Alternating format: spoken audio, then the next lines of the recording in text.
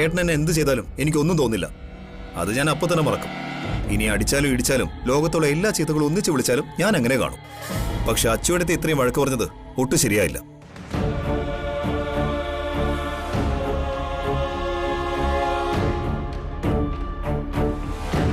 ഇത്രമാത്രം വഴക്ക് പറയാൻ എന്ത് തെറ്റാണ് ആ പാവം ചെയ്തതെന്ന് സച്ചിയേട്ടൻ പറയണം. വായി വന്ന വൃത്തിയോടൊക്കെ ഒരാളെ പറഞ്ഞിട്ട് എന്നിട്ട് അതിന് പോയി മാപ്പ് പറഞ്ഞാ അത് കേട്ടാളുടെ വേദന മാറുമോ? ഈ വീട്ടിൽ രാവും പകലും ഓടി നടന്ന് ജോലി ചെയ്യുന്ന അച്ചുവേട്ടത്തി സച്ചിയേട്ടൻ ദൈവത്തിന് തുല്യമായിട്ടല്ലേ കാണുന്നേ?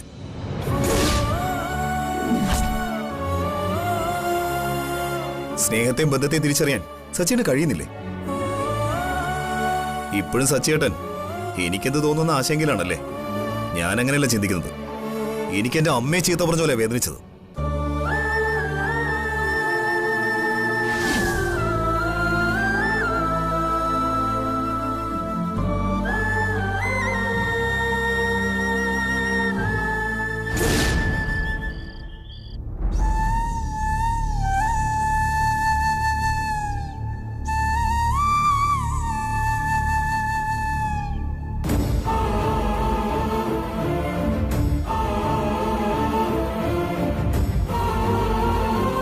സ്നേഹത്തെയും ബന്ധത്തെയും തിരിച്ചറിയാൻ സച്ചിന് കഴിയുന്നില്ലേ?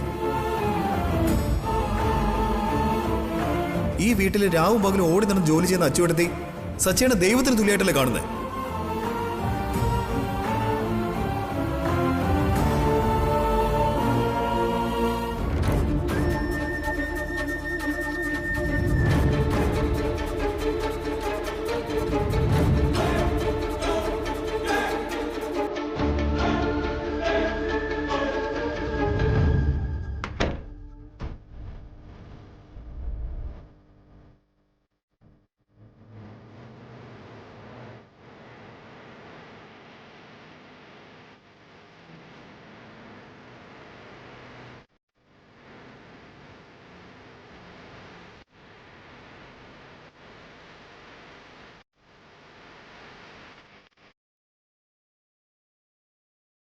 സോറി, രാവിലെ മുതലേ ഞാൻ ആകെ മൂഡ് ഓഫ് ആയിരുന്നു. ആ ദേഷ്യത്തിൽ എന്തൊക്കെയോ പറഞ്ഞതാ. സച്ചേട്ടൻ ഒരു തെറ്റും ഇതിൽ ചെയ്തിട്ടില്ല. ഞാനാ എന്റെ പൊട്ടത്തരത്തിന് ഓരോന്നും കാട്ടിക്കൂട്ടി.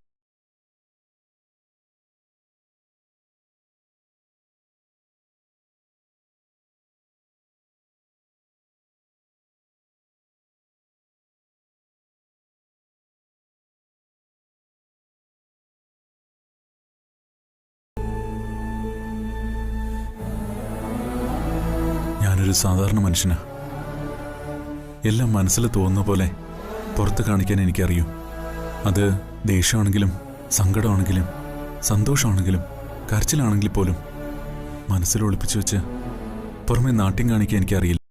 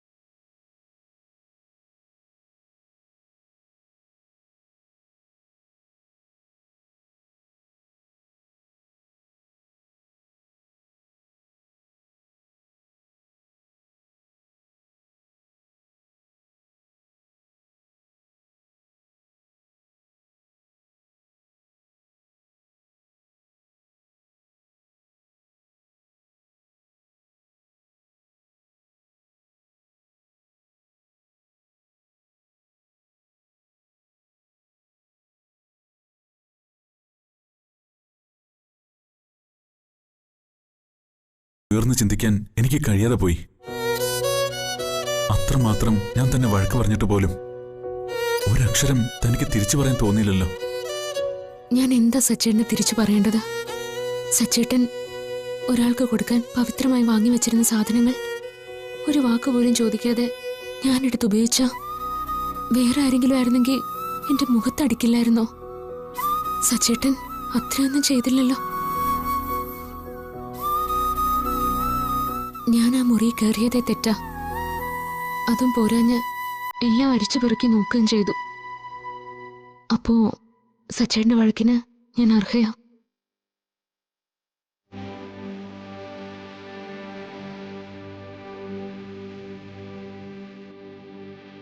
ഇനിയും ദേഷ്യം തീർന്നില്ലെങ്കിൽ രണ്ടടി കൂടി അടിച്ചു. പക്ഷെ പിണങ്ങിയിരിക്കരുത്, അതെനിക്ക് താങ്ങാൻ പറ്റില്ല. തന്റെ ഈ സഹനശീലോ എന്നെ കൊല്ലാതെ കൊല്ലുന്നത്.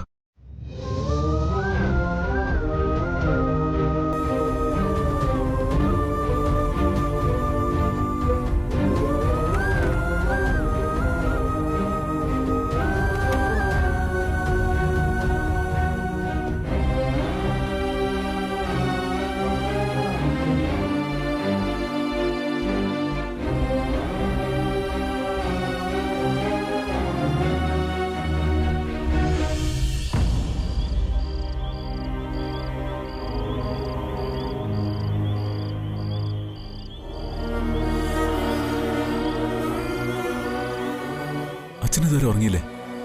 ഉറക്കം വരുന്നില്ല. തിരിഞ്ഞു മറിഞ്ഞുമൊക്കെ കിടന്നു നോക്കി, ഉറക്കം വന്നില്ല.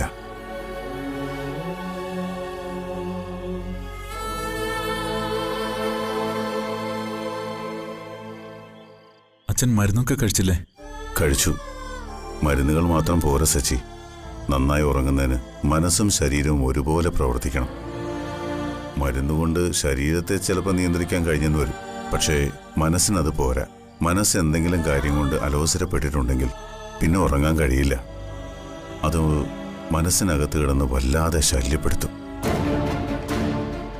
ഇപ്പൊ എന്താ അച്ഛനെ ഉറങ്ങാൻ സമ്മതിക്കാതെ ശല്യപ്പെടുത്തുന്നത്? അർച്ചനെക്കുറിച്ചുള്ള ചിന്തയാ അച്ഛനെ അലട്ടുന്നത്. എന്താവുന്നല്ലേ നിന്റെ നോട്ടത്തിന്റെ അർത്ഥം? ജീവിത അനുഭവം കൊണ്ടും ധാരാളം മനുഷ്യരുമായി ഇടപഴകിയത് കൊണ്ടും അവരുടെ സ്വഭാവത്തിലെ മാറ്റം എനിക്ക് വളരെ പെട്ടെന്ന് മനസ്സിലാവും സച്ചി. മുഖം മനസ്സിന്റെ കണ്ണാടിയാണെന്ന് പറയുന്നത് വെറുതെയല്ല, അക്ഷരാർത്ഥത്തിൽ അത് സത്യമാ. ഉള്ളിലുള്ള എല്ലാ വികാരങ്ങളും മുഖത്ത് തെളിഞ്ഞു വരും, പ്രത്യേകിച്ച് കണ്ണുകളിൽ. കുഞ്ഞുങ്ങൾ ചിരിക്കുമ്പോഴും കരയുമ്പോഴും ശ്രദ്ധിച്ചിട്ടുണ്ടോ അവരുടെ കണ്ണുകളിലെ തിളക്കവും നിരാശയും? അവരുടെ ഉള്ളിൽ കള്ളത്തരങ്ങളില്ല, അത് മുഖത്ത് തെളിഞ്ഞു നിൽക്കും. നമ്മൾ വളർന്നു വലുതാവുമ്പോൾ മനസ്സിനെ മറയ്ക്കാൻ നാട്യം പഠിക്കും. അച്ഛനെന്താ പറഞ്ഞു വരുന്നേ? അർച്ചന ഇപ്പോൾ അത്തരം നാട്യങ്ങളിലൂടെയാണ് ഇവിടെ ജീവിക്കുന്നതെന്ന് എനിക്ക് തോന്നുന്നു. കാരണം അറിയില്ല, അത് നിന്നോടൊന്ന് ചോദിക്കാൻ വേണ്ടി വന്നേ ഉള്ളൂ. അങ്ങനെ ചോദിക്കാൻ പാടുണ്ടോ എന്ന് എനിക്കറിയില്ല. അങ്ങനൊന്നുമില്ല അച്ഛാ, ഞങ്ങൾ തമ്മിൽ എന്ത് പ്രശ്നം ഉണ്ടാവാനാ? നിങ്ങൾ തമ്മിൽ എന്തെങ്കിലും പ്രശ്നമുണ്ടെന്നല്ല ഞാൻ പറഞ്ഞത്. അർച്ചനയ്ക്ക് എന്തെങ്കിലും വിഷമമുണ്ടോന്നാ. അങ്ങനെ ഉണ്ടെങ്കിൽ അത് നീ അറിഞ്ഞിരിക്കണമല്ലോ. ദിവസങ്ങൾ ചെല്ലുന്തോറും അവളുടെ മുഖത്തെ പ്രസന്നത കുറഞ്ഞു വരികയും എല്ലാവരുടെ മുന്നിലും സന്തോഷവതിയാണെന്ന് അവൾ ബോധപൂർവ്വം അഭിനയിക്കുകയും ചെയ്യുന്ന പോലെയായി എനിക്ക് തോന്നുന്നത്. എന്നോട് ഇതുവരെ അങ്ങനൊന്നും പറഞ്ഞിട്ടില്ല.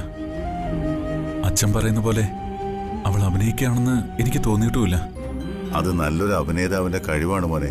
ഉള്ളിൽ എന്തെങ്കിലും സങ്കടം ഉണ്ടെങ്കിൽ പോലും അത് മറച്ചു വെച്ചുകൊണ്ട് അഭിനയിച്ച് ഫലിപ്പിക്കാൻ കഴിയുക എന്നത്.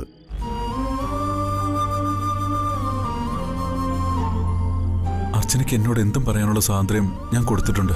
സ്വാതന്ത്ര്യം എന്നൊക്കെ പറയുന്നത് ആത്മാർത്ഥതയില്ലാത്ത വാക്കുകളാ സച്ചി. അവള് നിന്നോട് പറയുന്നതിന് മുമ്പ് അവളുടെ സങ്കടങ്ങൾ എന്താണെന്ന് മനസ്സിലാക്കി അവളെ സാന്ത്വനിപ്പിക്കാൻ ഒരു ഭർത്താവെന്ന നിലയിൽ നിനക്ക് കഴിഞ്ഞാൽ നീ വിജയിച്ചു മോനെ. അവളുടെ ഒരു പ്രകൃതം അനുസരിച്ച് അവളായിട്ടൊന്നും നിന്നോടെന്നല്ല ആരോടും പറയാൻ സാധ്യതയില്ല. അവള് വെറും ഒരു സാധുവായ പെൺകുട്ടിയാ. കാപട്യങ്ങളോ കള്ളത്തരങ്ങളോ തീരെ വശമില്ലാത്ത, സ്നേഹിക്കാനും പരിചരിക്കാനും മാത്രം അറിയുന്ന ഒരു പാവം. ഞാനിപ്പോ എന്ത് ചെയ്യണമെന്ന് അച്ഛൻ പറയുന്നേ? നീ ഇപ്പോൾ അവളെ നന്നായി സ്നേഹിക്കുന്നുവെന്ന് എല്ലാവർക്കും അറിയാൻ മോനെ. നീ പ്രത്യേകിച്ചൊന്നും ചെയ്യണ്ട. കുറച്ചുകൂടി അവളോട് തുറന്നിടപഴകിയാൽ മതി. തുറന്ന് സംസാരിക്കണം, നല്ല രീതിയിൽ പെരുമാറണം. അവളുടെ ഇഷ്ടങ്ങൾക്കും ആഗ്രഹങ്ങൾക്കും പരിഗണനയും പ്രാധാന്യവും കൊടുക്കണം. അത്രയൊക്കെ സ്നേഹമുള്ളൊരു ഭർത്താവെന്ന നിലയിൽ നീ ചെയ്യേണ്ടതുള്ളൂ. ഒരു ഭർത്താവിന്റെ സമാധാനം എന്ന് പറയുന്നത് അവനെ മനസ്സിലാക്കി കൂടെ ജീവിക്കുന്ന ഭാര്യ.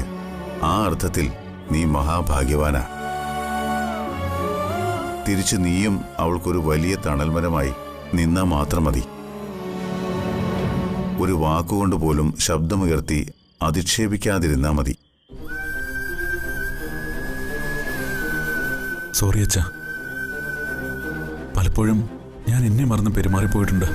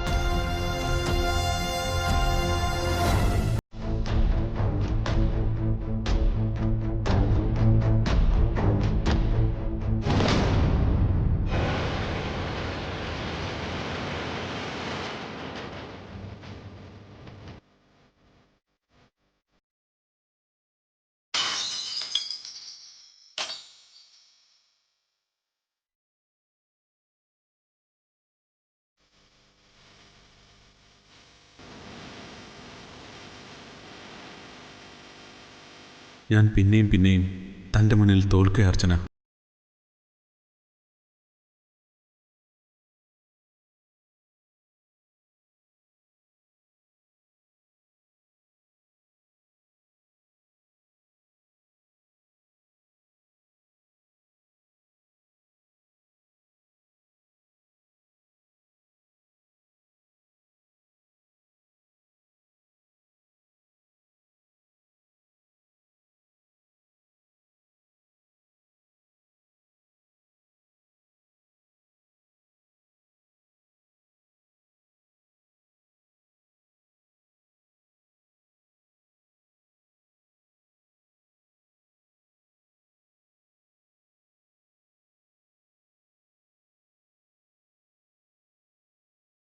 ഇല്ലാത്തതൊക്കെ പറഞ്ഞുപോയി.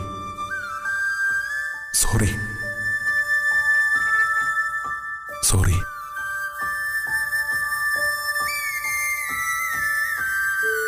ഈ കാൽപാദത്തിൽ തൊട്ട് 1000 സോറി.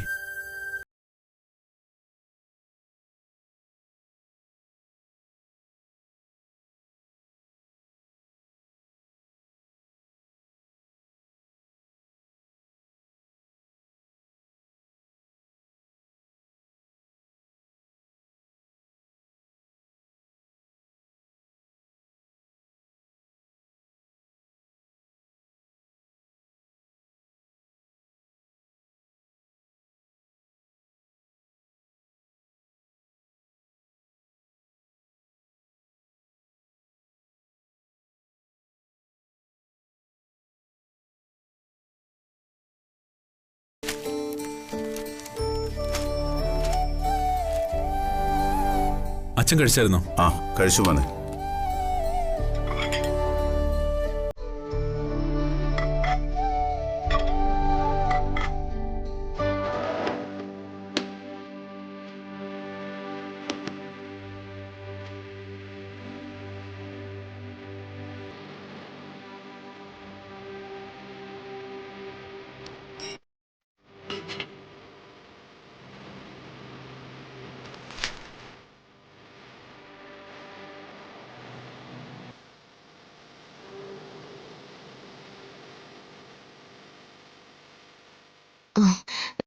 സച്ചേട്ടന് ചായ വേണോ അതോ കോഫി മതിയോ?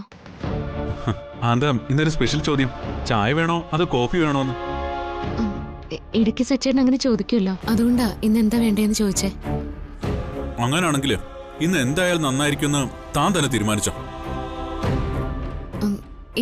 ഇന്ന് കോഫി ആവാം, നല്ല സൂപ്പർ കോഫി. അച്ഛനും ഒരു മധുരം കുറച്ച് കോഫി എടുക്കട്ടെ, പത്രം വായനയ്ക്ക് ഉഷാറ് കിട്ടും.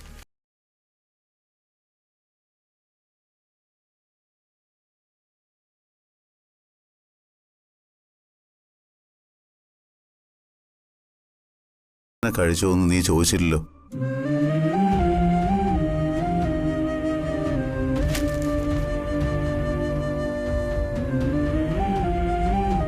നിനക്ക് വേണ്ടി പാത്രം വെച്ച് വിളമ്പുമ്പോ അവള് കഴിച്ചോന്ന് ചോദിക്കാൻ നിനക്ക് തോന്നുന്നില്ലല്ലോ. അതാ ഞാൻ ഇന്നലെ പറഞ്ഞത്. ആ ഒരു ചോദ്യം അവളുടെ മനസ്സിൽ 100 വട്ടം അവള് ചോദിച്ചു കാണും. സച്ചിയേട്ടൻ ഞാൻ കഴിച്ചോന്ന് ഒരു വാക്ക് ചോദിച്ചില്ലല്ലോ എന്ന്. നീ കഴിക്കുമ്പോ അവളെയും കൂടി വിളിച്ചിരുത്തി നിങ്ങൾക്ക് ഒന്നിച്ചിരുന്ന് കഴിച്ചുകൂടെ മോനെ? എല്ലാരും കഴിച്ചു കഴിഞ്ഞ് അവസാനം അവൾ ഒറ്റയ്ക്കിരുന്ന് കഴിക്കുന്ന കാണുമ്പോ ഒരു വിഷമം തോന്നും. നീ വേണ്ടേ അത് നോക്കാൻ? പലപ്പോഴും എല്ലാവരും കഴിച്ചു കഴിഞ്ഞാൽ അവള് കഴിക്കാറുമില്ല. ചോദിച്ചാൽ കഴിച്ചു എന്ന് പറഞ്ഞ് അടുത്ത ജോലി ചെയ്യുന്ന തിരക്കിലാവും. അച്ഛാ, ദാ കോഫി.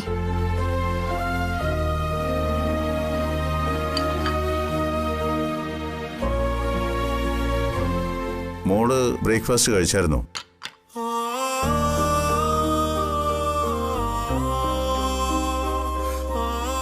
അതിന് മറുപടി പറയാൻ എന്തിനാ ഇങ്ങനെ നോക്കുന്നത്? ഇല്ലെന്നറിയാം. മര്യാദയ്ക്ക് അവിടെ ഇരിക്കെ. സച്ചി, അവൾക്കും കൂടി ഫുഡ് എടുത്തു കൊടുക്ക്. ഞാൻ പിന്നെ കഴിച്ചോളാം അച്ഛാ. എപ്പോ? ഉച്ചയ്ക്ക് ഊണ് കഴിക്കാൻ നേരത്തോ? മോളോട് എത്ര പ്രാവശ്യം പറഞ്ഞിട്ടുണ്ട് സച്ചിക്ക് ഭക്ഷണം കൊടുക്കുമ്പോൾ ഒന്നിച്ചിരുന്ന് കഴിക്കണമെന്ന്? അവൻ ചോദിച്ചാലും ഇല്ലെങ്കിലും അങ്ങോട്ടിരുന്നേ. ഞാൻ വിളമ്പിത്തരാം.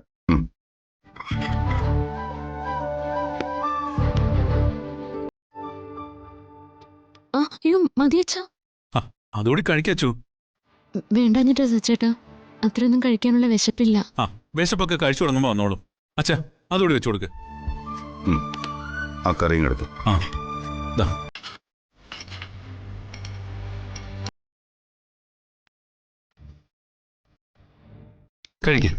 കഴിക്കുമോളെ.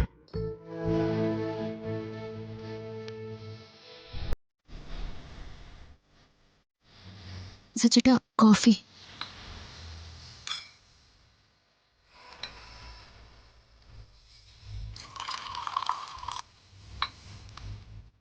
കുടിക്ക്. അയ്യോ എനിക്ക് വേണ്ടായിരുന്നു. എന്തു പറഞ്ഞാലും വേണ്ട വേണ്ടെന്ന്. അവൻ തന്നതല്ലേ മോളെ, മോളത് വേണ്ടെന്ന് വെക്കണ്ട. സഹധർമ്മിണിയാണ് ഭാര്യ. അതിനർത്ഥം ധർമ്മ, അർത്ഥ, കാമ, മോക്ഷ എന്നീ 4 ധർമ്മങ്ങളിലും ഭർത്താവിന് കൂട്ടു നിൽക്കുന്നവള് എന്ന് സാരം. അങ്ങനെയുള്ള ഭാര്യ ഭർത്താവ് കഴിച്ചിട്ടേ കഴിക്കൂ എന്ന് പറയുന്നത് എന്ത് ധർമ്മമാണ്?